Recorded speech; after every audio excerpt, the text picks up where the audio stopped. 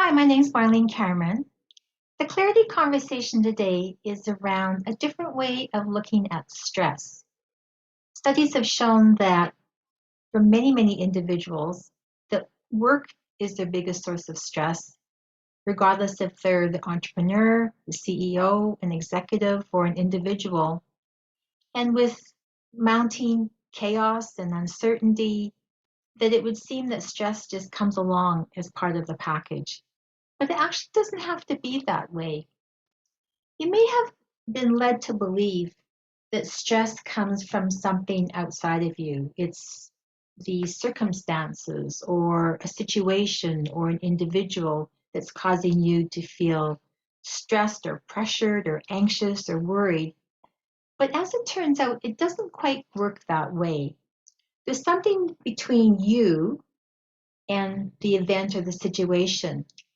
And the thing that's between you and the situation is actually your own thinking about the situation. So, to give you an example, so one day you're stuck in traffic and you're going to be late for a meeting and you're really twisted about it and you're getting all upset about it. And then it happens to you a week later. You're still going to be late for a meeting because of all this traffic, but it's like, oh, whatever, the person will understand. Traffic is something that happens around here. So it's obviously not the event itself that's causing the emotional response to it.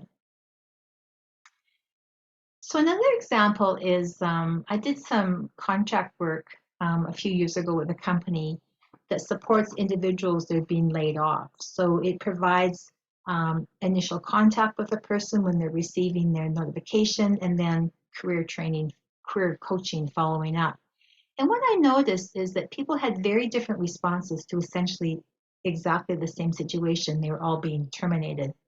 Some people were quite shocked and in disbelief that, could see all the fear come up for them. Other people just took it in stride. It's like, well, kind of thought this might be coming along. And other people just seemed to feel relief. It's like, I'm glad it's over and I know for sure where I'm at. So you can see that people had very different emotional responses to an identical situation. And so the emotional response is actually coming from their thinking about the situation, not the situation itself. So our emotions give rise, or sorry, our thoughts give rise to emotions moment to moment. And the thing is, we have like 70,000 thoughts or so every day. So you can imagine that we have, these different thoughts about things and different emotional responses to things. So we're on a bit of a roller coaster, if you will. And sometimes people feel that way. But the thing is that if you kind of know how the mind works and how we work as human beings and how we create our experiences, then when you do come to those moments of feeling stressed or pressured or anxious or worried, you don't have to be quite so stressed about it because you know that as our thinking shifts and we change, that our emotional states are going to change with that too. There's a new way of seeing this called the three principles, which shows us that we have this innate well-being.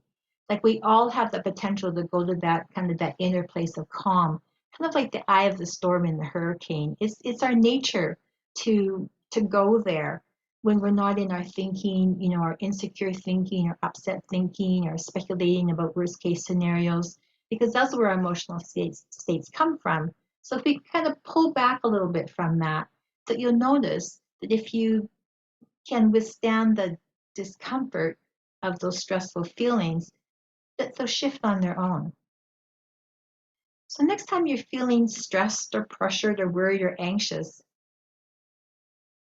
I suggest that you see if you can just back off a little bit, maybe not so much reactive thinking about it or some worst case scenarios coming up in your mind, and just trust and return your focus to the present moment.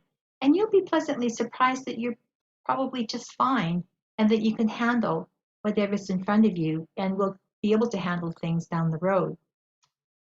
So humans are built to have experiences. Emotions don't hurt us. They're part of our psychological and physiological makeup, and we'll be fine if we feel stressed for a little while or depressed a little bit, and we'll just come back and life will go on. So next time you feel stressed or upset about something, just see if you can just give it some space and allow better feeling thoughts and feelings to come along on their own.